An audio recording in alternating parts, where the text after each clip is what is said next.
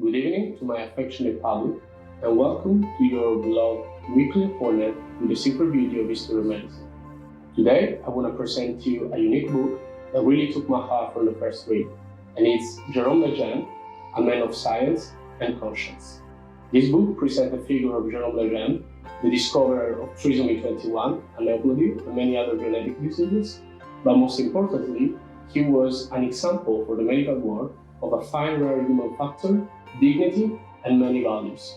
In fact, Jerome Lejuene was a convinced Christian, but let's go with an order. The narrative of the book is quite particular because it starts with the funeral of Jerome Lejuene, accompanied with the prestigious presence of Pope St. John Paul II, giving a taste of the importance of this decision.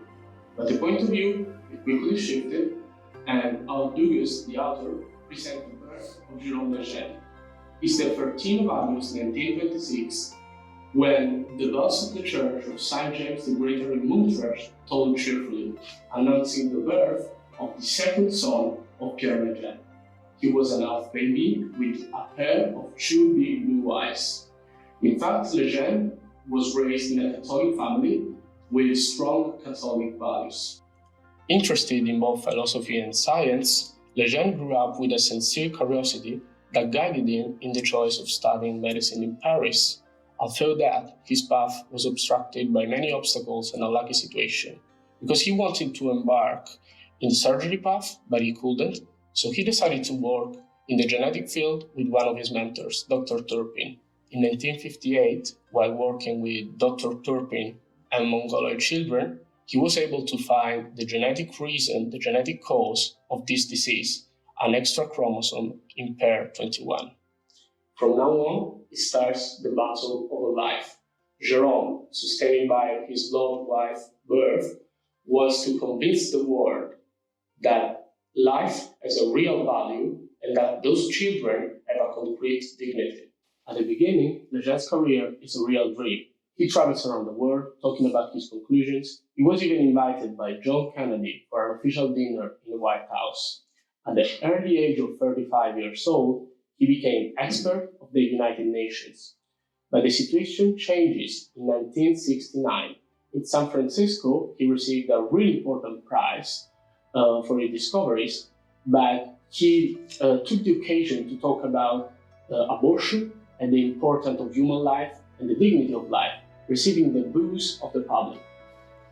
After that, he will write to his wife, Birth, "Today, I lost the Nobel Prize." And indeed, he will never win the Nobel Prize because of his ethical positions. Gradually, after that, he was sent away from the scientific community, but became more and more close to the Vatican because he was noticed by Pope St. John Paul II for his values.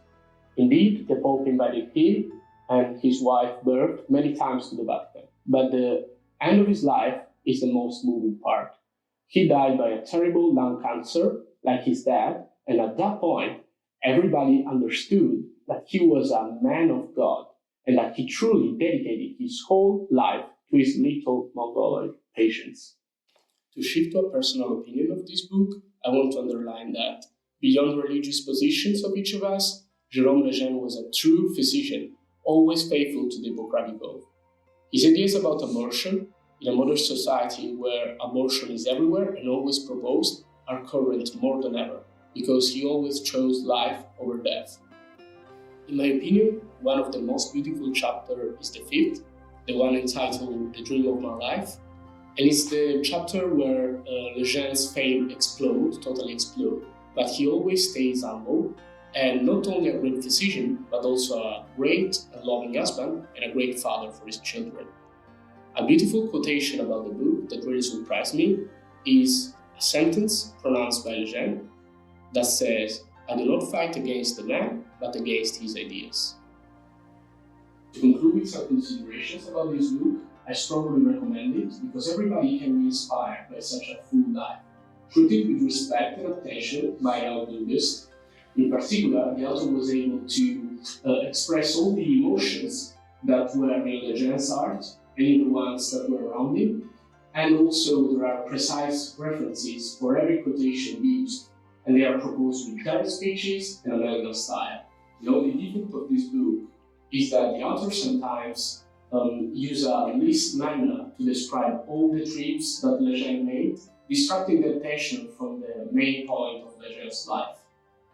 All in all, it is a really great book, and I strongly recommend it, especially for young physicians. Dear viewers, I hope you enjoyed this presentation. I greet you, and I hope to see you next week.